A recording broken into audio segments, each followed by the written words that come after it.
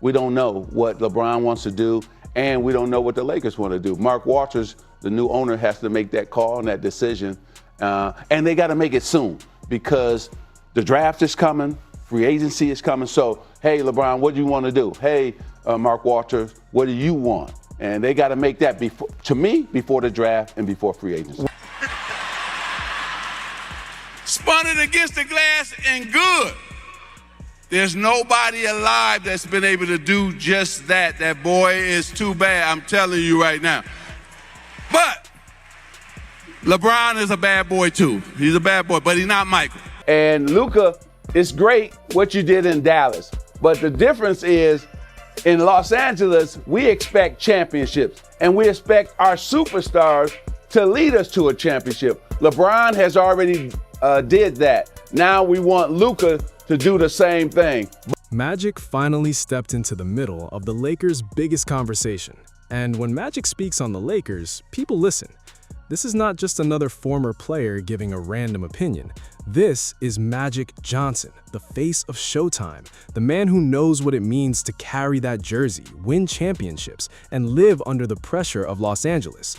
And now he is looking at Luka Doncic, LeBron James, and the GOAT debate, and he is basically telling everyone the same thing. The Lakers cannot keep dancing around the truth.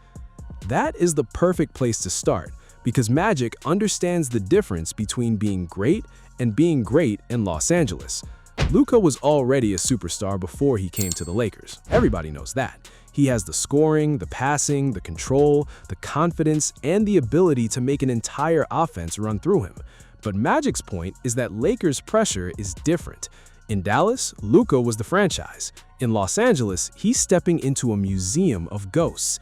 Magic, Kareem, Shaq, Kobe, LeBron, Jerry West, Wilt, Pau, all of those names are sitting in the background every single night. And so we shouldn't have to tell you to be in shape. That should have been, you should have been about that, right? Especially you're a superstar. So this is going to be an important year for the Lakers, important offseason for the Lakers.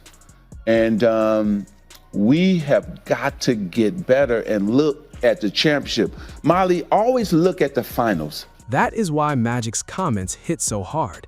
He is not telling Luka he can't handle it. He's warning him that handling it will require more than talent. The Lakers do not celebrate nice regular seasons. They don't build statues for second-round exits. They don't treat almost like success. If Luka is going to be the next face of this franchise, then Magic is saying he has to understand what comes with that. Every loss becomes a headline. Every playoff failure becomes a legacy question. Every roster flaw becomes part of the superstar's burden. And that brings us to LeBron, because Magic is also looking at LeBron's future and saying the Lakers cannot wait forever. LeBron has earned respect. He has earned time. He has earned the right to decide how much longer he wants to play. But the Lakers are not in a normal position anymore. Luka is in his prime. Austin Reeves is now part of the long-term core. The offseason clock is moving. The draft, free agency, and trade market do not stop while LeBron thinks. We don't know what LeBron wants to do, and we don't know what the Lakers want to do. Mark Walters, the new owner, has to make that call and that decision, and they got to make it soon because the draft is coming, free agency is coming. So, hey, LeBron, what do you want to do? Hey, Mark Walters, what do you want? And they got to make that, to me, before the draft and before free agency. That is the uncomfortable part. LeBron is still great, but the Lakers are no longer only about LeBron. That doesn't mean they're disrespecting him. It means the franchise has to think clearly. If LeBron stays, what is the plan? Is he taking the max? Is he taking less? Is he helping Luka lead, or is Luka fully taking over? Does LeBron still want to chase one more ring in Los Angeles, or does he want a different final chapter somewhere else? Magic knows those questions cannot sit there forever. That is why Cleveland keeps coming up. Magic even acknowledged that Cleveland is not a bad basketball situation for LeBron. It would be emotional, but it would also make sense on the court if the Cavaliers are set up to compete in the East. For LeBron, that would mean going home again. For the Lakers, it would mean finally turning the whole franchise toward Luka. But that kind of decision would change the NBA overnight. The Warriors or, the Cavs or Team X would take him for their mid-level exception or for the minimum. Of course. But there's no team out there that's going to clear $35 million or $40 million out and say, LeBron, come to us. So who are the Lakers bidding against? At one point, they have to make a decision. Windhorst's angle fits perfectly with Magic's warning. The Lakers need clarity. LeBron needs a plan. Luka needs a contender. And the front office has to decide whether it is still trying to maximize LeBron's final years or fully build around Luka's prime. That is the tension. You can respect LeBron and still admit Luka is the future. You can build around Luka and still admit LeBron is not just some normal veteran. The problem is trying to do both without choosing a real direction. And that is where the GOAT debate enters the story, because LeBron's future is not just a Lakers conversation, it's also a legacy conversation. Every final season matters. Every playoff exit matters. Every roster failure gets added to the argument people have been having for 20 years. LeBron recently made it clear that when he looks at the GOAT debate, he's taking himself. No fake humility, no soft answer, no backing away from the throne. Recently, just talking about if everybody was you could draft everybody, who would you draft? And he went ahead and said that I would draft myself. This was in a timepiece, and he was talking about I would draft myself, and I feel like all the other great players would do the same thing as well. They would draft themselves. LeBron saying that is exactly what you expect from a player of his level. Of course he believes he is the greatest. Michael Jordan would say the same. Kobe would say the same. Magic would say about his own case, if he were being pushed, greatness requires that kind of belief. But Magic has always been clear about where he stands when the debate becomes LeBron versus Michael Jordan. He loves LeBron. He respects the longevity, the numbers, the way LeBron has dominated across eras, but Magic still gives Jordan the edge. Spun it against the glass and good. There's nobody alive that's been able to do just that. That boy is too bad, I'm telling you right now. But LeBron is a bad boy too. He's a bad boy, but he's not Michael. That is why Magic's voice carries weight. He is not some LeBron hater. He is a Lakers legend talking about another Lakers legend. He knows what LeBron has done. He knows LeBron brought a championship to Los Angeles. He knows LeBron's longevity is almost impossible to explain. But Magic also played close enough to Jordan's era to understand the fear factor, the dominance, the finals record, and the way Jordan owned the biggest stage. So when Magic says Jordan is still above LeBron, it cuts through the noise. But this is where Luka complicates everything.